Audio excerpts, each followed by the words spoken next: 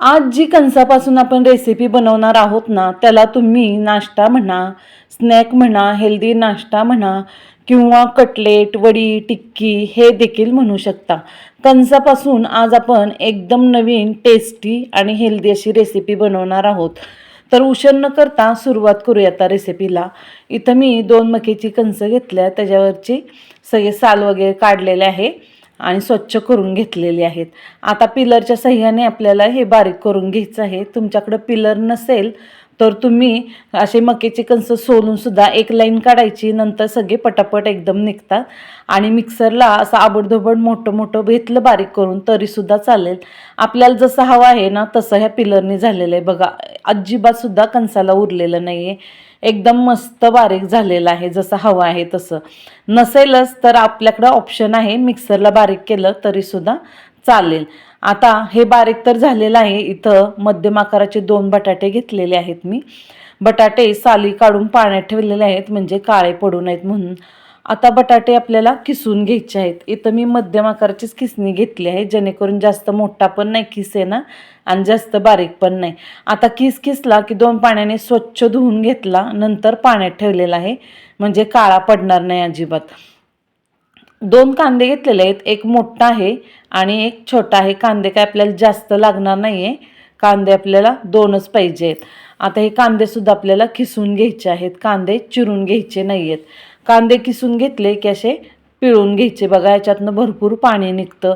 मग आपण जर कांदा चिरून घेतला ना तर काय होतं, मीठ टाकलं की पाणी खूप सुटतं, मग आपल्याला पीठ जास्त ॲड करावं लागतं. म्हणून आपल्याला इथं कांदा किसून घ्यायचा आहे म्हणजे आपल्याला पिळून पाणी काढता येतं. आता हे सगळं पिळून घेतलं की बघा अर्धा कप तरी पाणी निघलेलं आहे. एवढं आपल्याला पीठ जास्त घालावं लागतं, एवढं पाणी जास्त राहिल्यामुळे. आता हे सगळं मोठ्या भांड्यात आपण काढून घेऊया. सगळा मका किसलेला आहे ती, त्याच्यावरच आपण आता हा बटाट्याचा किससुद्धा एकदम पिळून टाकायचा आहे म्हणजे पाणी अजिबात जास्त राहून द्यायचं नाही आहे. दाबून दाबून पिळून घ्यायचं आहे आपल्याला. आता त्याच्यानंतर याच्यावर आपण पिळून घेतलेला कांदा टाकायचा आहे. कांद्यात बिलकुल पाणी उरलं नाही बघा, एकदम कोरडा झालेला आहे. ही काय होतं, जास्त पाणी राहिलं की मग आपल्याला त्याच्यात पीठ पण जास्त घालावं लागतंय. इथं मी मिरची आणि लसूण मीठ घालून बारीक केलेलं आहे, ते पोह्याचे 2 चमचे घेतलेत.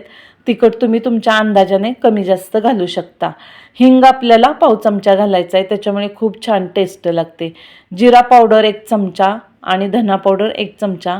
जिरे मी इथं न भाजताच बारीक केलेले आहेत, त्याच्यामुळं सुद्धा टेस्ट चांगलीच लागते. अर्धा चमचा हळद घालायची आहे. 1 चमचा चवीनुसार मीठ घालायचं आहे. मिठाचा अंदाज तुमच्या अंदाजाप्रमाणे घाला. 2 चमचे सफेद तीळ घालायचे. आता कसं थंड वातावरण आहे पावसाळ्यात, त्याच्यामुळे भरपूर तीळ असले तरीसुद्धा काही हरकत नाही, टेस्ट छान लागते. आणि उष्ण असले तरी चालते आत्ता थंडीच्या दिवसात. कोथिंबीर स्वच्छ धुवून बारीक चिरून घालायची आहे. कोथिंबीर भरपूर घालायची, त्याच्यामुळे छान लागतो नाश्ता हा चवीला. एक छोटीशी वाटी आहे, त्याने मी 1 वाटी डाळीचं पीठ घेतलेलं आहे, आपलं घरच्या डाळीचं पीठ आहे. आणि तांदळाचं पीठ इथं आपण 2 वाट्या घेतलेलं आहे, त्याच्यातलं 1.5 वाटीच घालायची आहे. पहिल्यांदा 1 वाटी घातली आणि याच्यातलं आता अर्धीच वाटी पीठ घालायचं आहे आपल्याला. अर्धी वाटी साईडला ठेवायची, आपल्याला जर लागलं नंतर तर घालायचं आहे आपण. आणि महत्त्वाची गोष्ट, याच्यात पाण्याचा बिलकुल वापर करायचा नाही. 1 थेंबसुद्धा पाणी घालायचं नाही आहे, कारण बटाटा आणि कांदा, मक्याचं कणीस हे सगळ्याला ओलावा आहे, तेवढ्याच ओलाव्यात आपण हे पीठ भिजवणार आहेत. एकदम मस्त छान भिजलं जातं, आपल्याला पाणी लागत नाही. लागलं तर नंतर पीठच घालावं लागणार आहे, कारण ही रेसिपी मी बरेच वेळा बनवलेली आहे. मुली म्हणल्या आता तू ही यूट्यूबवर टाक, सगळ्यांबरोबर शेअर कर रेसिपी. खूप छान आहे, चवीला तर एकदम मस्त लागते. टिफिनला वगैरे मुलांच्या दिली ना तरीसुद्धा चालतं. घाई गडबडीच्या टायमात अगदी तुम्ही संध्याकाळी स्टीम करून ठेवली, सकाळी नुसतं शॅलो फ्राय वगैरे केलं तरी चालतं. आता हे उरलेलं अर्धी वाटी पीठ होतं ना तांदळाचं, ते आपण आत्ता घातलेलं आहे. आता एकदम छान पीठ मस्त होईल. थोडंफार ओलं होतं म्हणून आपण नंतर पीठ ॲड केलेलं आहे आणि मस्त मळून डो बनवला आहे. इथं ताट घेतलेलं आहे, जास्त पण खोल नाही आहे, आपल्याला ताट जास्त खोल घ्यायचं नाही, त्याच्यामुळं काय होतं टिक्की अशी जाडीला जास्त होते. तर इथं थोडंच खोल आहे ताट, ते घेतलं, त्याला तेलाचा हात लावायचा आहे म्हणजे खाली चिटकणार नाही. आणि हे पीठ आहे ना सगळं पसरून घ्यायचं हा डो याच्यावर, एकदम व्यवस्थित पसरवायचा कडाच्या साह्याने इथे, म्हणजे नंतर आपल्याला कट करताना एकदम व्यवस्थित छान कट करता येतं आणि दिसायला पण एकदम सुबक दिसतं. आता याच्यावर सफेद तीळ घालायचे आहेत थोडे थोडे आणि कोथिंबीर घालायची बारीक चिरून आणि हलक्या हाताने प्रेस करायचं आहे, म्हणजे काय होतं सगळं याला चिटकून राहतात, तीळ निसटणार नाहीत. तोपर्यंत पाणीसुद्धा गरम झालेलं आहे, त्याच्यात रिंग ठेवायची. रिंग नसेल तर वाटी ठेवली तरीसुद्धा चालते आणि ही ताट त्याच्यावर ठेवायचं आणि 15 मिनटं छान असं स्टीम करून घ्यायचं आहे. 15 मिनटं बिलकुल उघडवायचं नाही आहे आणि गॅसची फ्लेम मिडियमच ठेवायची आहे, त्याच्यामुळे एकदम छान मस्त स्टीम होतं. तोपर्यंत इकडे मिक्सरच्या भांड्यात मी ओल्या खोबऱ्याचे असे पातळ पातळ स्लाइस केलेत ते टाकले आणि हे डाळे आपण चिवड्यात वगैरे घालतो ना ते आहेत. तुमच्याकडे नसतील तर तुम्ही हरभऱ्याची डाळ भिजवून घातली तरी चालेल. 2 हिरव्या मिरच्या, पुदिना, कोथिंबीर आणि चवीनुसार याच्यात अर्धा चमचा साखर घालायची आणि अर्धा चमचा मीठ घालायचं. याच्यात छोटी अर्धी वाटी पाणी ओतायचं, मिक्सरला चांगलं मस्त असं फिरवून घ्यायचं आहे. एकदम बारीक असं फिरवून घेतलं बघा मिक्सरला. आता ह्याच्यात आपल्याला एका भांड्यात काढून तडका द्यायचा आहे. माझ्याकडे तडका पॅन आहे पण गॅस संपलेला आहे, गॅसचा प्रॉब्लेम चालला आहे, त्याच्यामुळे मी इंडक्शनवर करत आहे. इंडक्शनवर फक्त स्टीलची लोखंडाचीच भांडी चालतात, म्हणून मी स्टीलच्या वाटीत इथं तेल गरम केलेलं आहे. तेल चांगलं कडकडीत गरम झालं की त्याच्यात मोहरी टाकायची. मोहरी छान तडतडली की नंतरच जिरे घालायचे. जिरे आधी घालायचे नाहीत, जिरे लगेच जळतात. मोहरी तडतडल्यानंतरच जिरे घालायचे आणि भरपूर कढीपत्ता घालायचा. आता मिरची वगैरे तुम्हाला घालायची असेल तर घाला, कारण आपण बारीक करताना मिक्सरमध्ये मिरची घातलेली होती. सगळा तडका याच्यावर ओतायचा आणि चमच्याने हलवून घ्यायचं. ह्या चटणीत ना दही नसलं तरीसुद्धा ही चटणी खूप सुंदर लागते चवीला, इतकी मस्त लागते ना दह्याची काही गरजच पडत नाही. तोपर्यंत इकडं 15 मिनिटानंतर छान स्टीम झालेलं आहे बघा. आता हे आपण बंद करून थंड होऊन द्यायचं आहे. एकदम कडच्या सगळ्या कडासुद्धा सुटलेल्या आहेत, आपण न सोडवता सुद्धा मनाने सुटलेले आहेत. एकदम मस्त छान स्टीम झाले. आता हे थंड झालं की आपण याच्या वड्या पाडून घ्यायच्या आहेत. तर तुम्हाला कोणत्या आकाराच्या पाडायच्या त्या आकाराच्या पाडा. चाकूनी तुम्ही चौकोनी पाडल्या तरी चालतील. इथं माझ्याकडं पाणीपुरीचा मोल्ट आहे, त्याच्या आकाराने मी इथं गोल गोल पाडत आहे. गोल पण अशा टिक्क्या छान दिसतात एकदम. तर बघा किती छान मस्त आकार येतोय, सगळा एकसारखा आणि काही तुटत नाही काही नाही, एकदम मस्त निघतात बघा. हा नाश्ता ना एकदम सोपा आहे. तुम्हाला जर मुलांच्या टिफिनला द्यायचं असेल किंवा घरातल्यांना कुठं बाहेर जायचं असेल घाई गडबडीत, तर तुम्हाला बनवायचं असेल तर काय करायचं, आदल्या दिवशी संध्याकाळी बनवून ठेवायचं फ्रीजमध्ये. पूर्ण थंड झाल्याशिवाय फ्रीजमध्ये ठेवायचं नाही.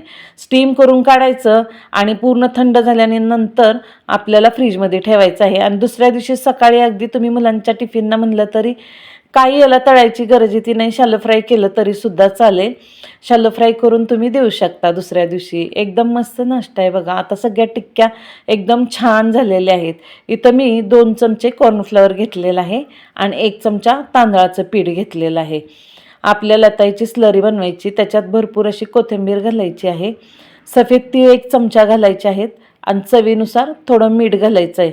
जरी याची आपल्याला स्लरी बनवायची आहे ना तरीसुद्धा याच्यातसुद्धा एक टेस्ट असायला हवी, म्हणून आपण याच्यात मीठ, तीळ आणि कोथिंबीर सगळं घातलेलं आहे. पाणी थोडं थोडंच ओतायचं आहे, एकदम पाणी ओतायचं नाही. आता बघा माझ्या हातून पाणी जास्त झालं, त्याच्यामुळे एकदम पातळ स्लरी झाली, म्हणून नंतर मी परत 1 चमचा कॉर्नफ्लॉवर घातलेला आहे आणि 1 चमचा तांदळाचं पीठ घातलेलं आहे. तांदळाच्या पिठामुळे काय होतं, वरनं एकदम कुरकुरीत क्रिस्पी असं होतं कॉर्नफ्लॉवरमुळे आणि तांदळाच्या पिठाने. तर ही स्लरी झाली की जास्त घट्टसुद्धा नाही जास्त पातळ पण नाही बनवायची आपल्याला. तोपर्यंत कढईत इकडं तेल गरम झालेलं आहे. तेल काही जास्त लागत नाही आपल्याला, भरपूर तेलात तळून घ्यायचं नाही आहे. फक्त थोडंसं तेल घालायचं आहे 2 पळी आणि अशा ह्या टिक्क्या बुडवायच्या ह्याच्यात आणि पूर्ण नितळून घ्यायच्या अशा झटकून झटकून. त्याच्यामुळे काय होतं, कडला असं राहत नाही. नाहीतर मग ते कांदा भाज्याला कसं कडला असे टोकं टोकं येतात, तसं आपल्याला बिलकुल सुद्धा येऊन द्यायचं नाही आहे. त्याच्यामुळे असं कॉर्नफ्लॉवरमध्ये बुडवलं स्लरीत की पूर्ण झटकून झटकून घ्यायचं आहे. एकदम मस्त छान गोल अशा टिक्क्या दिसतात, दिसायला पण एकदम सुबक दिसतात. आणि असं केल्यानंतर शॅलो फ्राय केलं की एकदम मस्त चवीत सुद्धा छान लागतं. तर आता छान मस्त मस्त गोल्डन खरपूस कलर येईपर्यंत आपल्याला ह्या तळून घ्यायच्या आहेत. गॅसची फ्लेम तुम्ही मध्यमच ठेवा, जास्त वाढवू नका किंवा जास्त कमी पण ठेवू नका. तर हे चिटकत वगैरे काही नाही, एकदम लगेच निघतं. तर बघा खालच्या साईडनी पलटी केलेलं आहे आता मी. किती छान कलर आलेला आहे, एकदम नुसता गोल्डन सुनहरा कलर आलेला आहे आणि दिसायला सुद्धा खूप छान दिसतात. चवीला तर खूप छान लागतात ह्या टिक्क्या. टिक्की म्हणा, काही म्हणा, तुम्हाला जे आवडेल तसं म्हणा. बघा तळल्यानंतर किती छान कलर आलेला आहे, दिसायला सुद्धा सुंदर दिसत आहे आणि चवीला तर एकदम अप्रतिम आहे. आमच्या घरात तर हे आठवड्यातनं 2-3 वेळा तर नक्कीच बनवावं लागतं.